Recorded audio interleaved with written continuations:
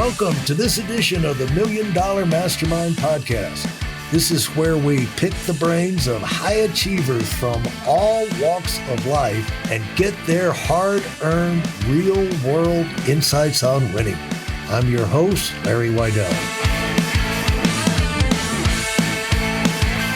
Now, Glenn Sather, he presided over quite a run, championship runs. For people who don't know hockey, Edmonton is a class organization, lots of championships. Did they win any championships after Gretzky left?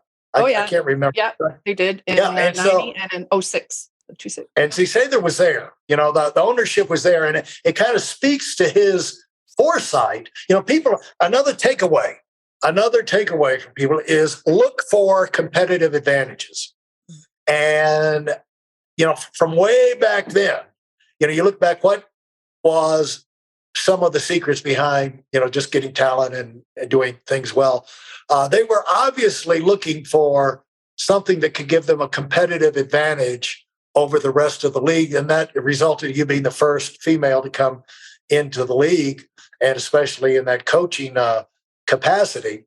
But it speaks to him, kind of a legacy, you know, and it's a way you can impact those of you, you're thinking, you know, you like to give back.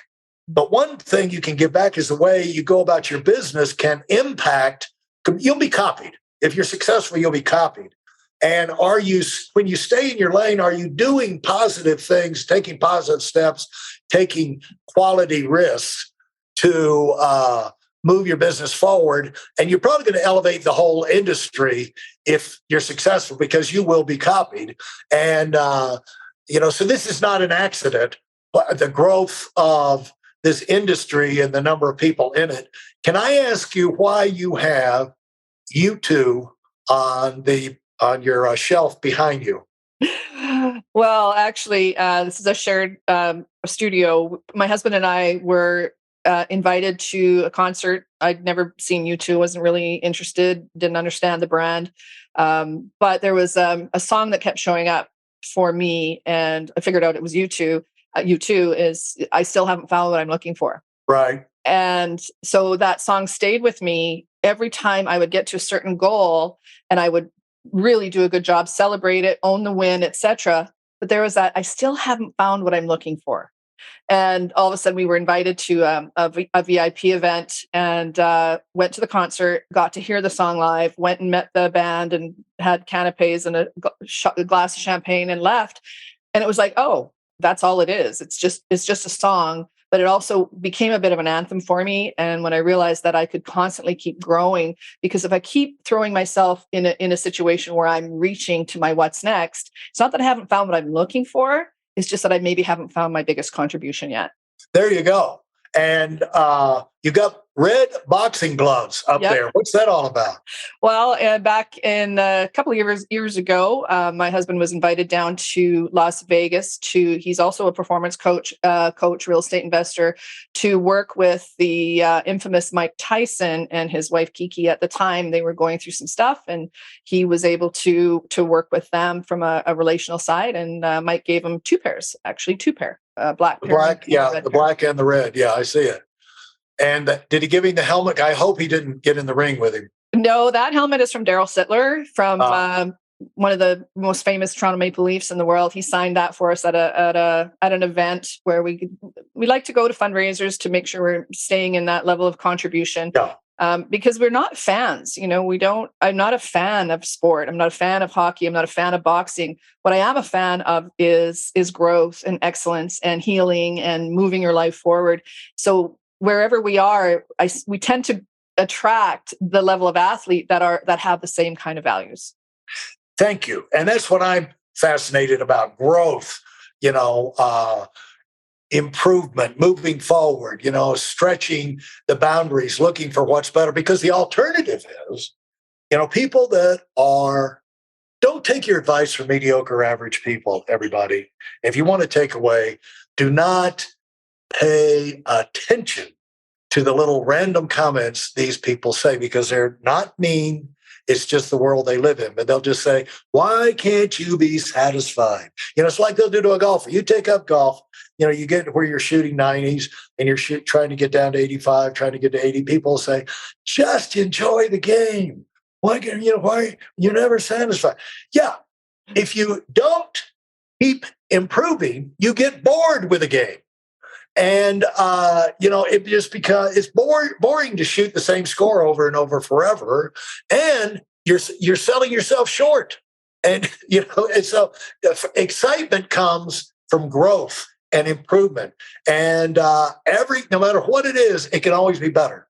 It can always be more fun. It can always be a little bit easier. It can always be a little bit less friction involved. And so, it's kind of fun to get those things in like when you get your house a little bit organized, you get a little track. That's why it's great to constantly work at your house and your business and your finances on throwing out the clutter, because the stuff that you really doesn't mean that much to you, but you've just always done it. And then you clear that up. And now you've got some more resources, some more time to, find other things. And so you have over your head, what we're kind of talking about here is the champion's journey. And it's kind of what I was referring to in my book, Serial Winner, is this going on from win to win to win. And talk about why you have that up there prominently in your background. Oh, because the journey of a champion is, there's check-ins along the way that you can call a championship or a win or a medal or a Stanley Cup. But it's the journey that from beginning to middle to end that really is inspiring. And I know it maybe sound a little cliche, but 30 years ago when I started my own journey, I realized that it really wasn't about an outcome. It was about what I was doing, who I was being, who I was meeting, what the lessons were. 2 steps forward, 1 step back, felt like a little bit of a cha-cha all the time. And, when I realized it was a journey, and that the journey of a champion, you can be a champion mom, plumber, you can be a champion school teacher, doctor, whatever the word champion means to the individual, that if I can help them reframe it as a journey, it's not just going and getting something and then putting it on the mantle. Because as soon as you have that medal around your neck or the national anthem plays over the loudspeaker when you've won something, it ends. Yeah. The flag comes down, the anthem ends, the guy starts sweeping up the stage. You look around and go, well, now what? Yeah. So when I realized I was in the now what with people, I think that's what one of my chapters in my book is called, is the power of now what, right? Is that I realized that if we don't have at least some seeds planted in the next part of the journey, even if we don't know where we're going, just start to plant some seeds, make some good decisions, build some relationships, be kind to somebody that you don't need and, move forward, check in, but plant those seeds so that future is pulling you forward. You're not looking at it like, oh no, this big empty thing. Yeah. Stay curious. When someone mentions, how about this, how about that to you, don't just immediately shut it down. No, I don't have time for that. No, I can't afford it. No, it's just like, that's interesting. I wonder I wonder what that would take. I wonder what that would mean. I'm in Aspen right now because my friend Rusty Cross and I came out here and spoke at one of his conventions. And then I got where I'd come out periodically, stay at his house and ski. And one day he said, why don't you move to Aspen? Why don't you move to Aspen? I said, why don't I move to the moon? I said, do you realize what that would mean for me to, boom, boom, boom, I was trying to this. But he, like, boom, that seed went in my mind, And even though I just shut it down, it's like, and now, half of the year I live in Aspen. It's just, don't be so closed-minded about, because what you can't do today, you might be able to do tomorrow. Absolutely. Or the next month. Things can change, and especially in a year, how can things change?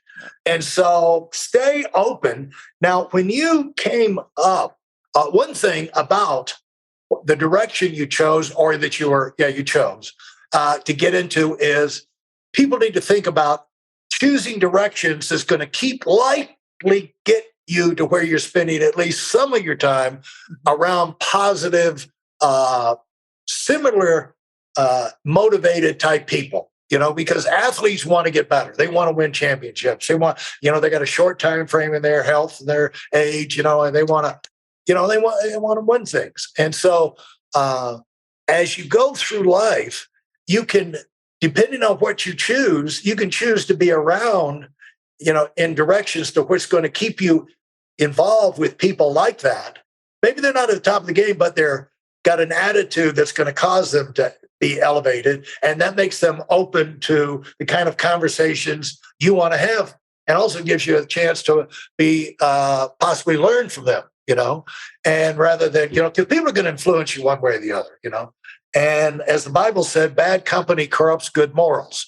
And if you can, or Tim Tebow says, they ask him why he's so dogmatically, positively, motivated and speaking all the time. He said, well, because I know this. Negativity and positivity both spread.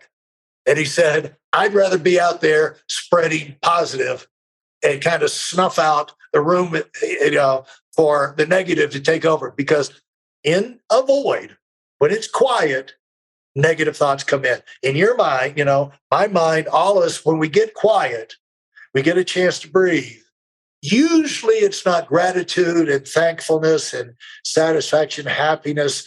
Thoughts come in where we're just grateful to God for all he's done and, the people around us and whether. No, it's like we get worried about this, worried about that. So don't, just not, you can't, if you're going to live, I'm interested to have you speak on this. If you're going to live and accomplish things, you got to live by design. You can't let it just happen naturally, right? Because good things just don't happen naturally. Yeah, well, you could, but then you're striving to be mediocre. I have no real desire to be average. It's funny, you're in Aspen right now. One of my magical turning points in my life was to be brought into Aspen to work with Aspen Minor Hockey for several years in a row. Went back when I was starting my business and got to meet some of the women that were playing hockey, learning hockey. Martina Navratilova was one of them. Right. And when I was speaking with them, then I was invited back to speak at their banquet one year after I'd sort of had some success in the NHL. And I was able to really acknowledge what they had taught me, the circle that they had built around them, the people, the women, the like-mindedness, the positivity. People, they were choosing intentionally who they wanted to surround themselves with. And when I started to build my performance coaching business, I created an exercise called the circle of support. And what is in there, who is in your circle intentionally, who's out, who can get into your heart and who can't, who's allowed in your performer sphere and who isn't, who's allowed in your community. I work with, basketball players, hockey players, figure skaters, and a lot of them think they have to carry everybody, whether positive or negative, family, cousin, hairdresser, stylist, whatever, inside their star or inside their heart. And that's not true. A lot of times people are coming in because they want something from you. And I started to pick up on that really, really early. So I started to be very choosy as to who I surrounded myself with. And my circle of support is very intentional. It's not huge, but to your point, when you bring champions together and they have that champion mindset, they elevate. I happen to be honored to be one of the partners in what's called the Ice Academy Montreal, and it's the ice dance mecca of the world. We have all the champions from I think it's from 30 different countries now training with us in Montreal. So when you think about champions competing against each other for their countries, training with other champions, don't you think that elevates an entire environment? Wow. Thanks for listening to the Million Dollar Mastermind. If you felt there were any valuable takeaways from this episode, please take a minute and leave us a 5-star review. Your feedback is important and really helps us get the word out to a wider audience. Remember, we have a valuable webinar that is absolutely free. Register for it right now at weidelonwinning.com. Thanks for listening.